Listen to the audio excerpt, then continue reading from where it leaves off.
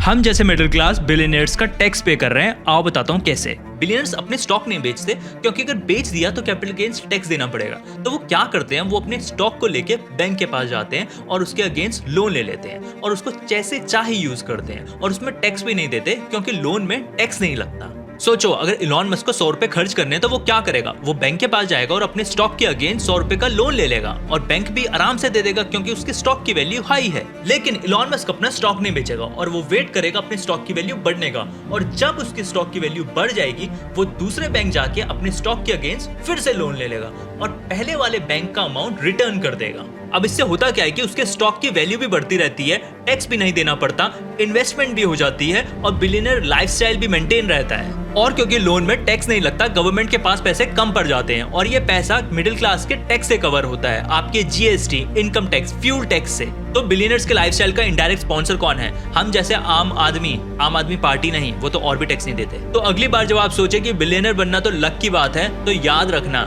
वो गेम ही अलग है और उस गेम का बिल आप भर रहे हैं।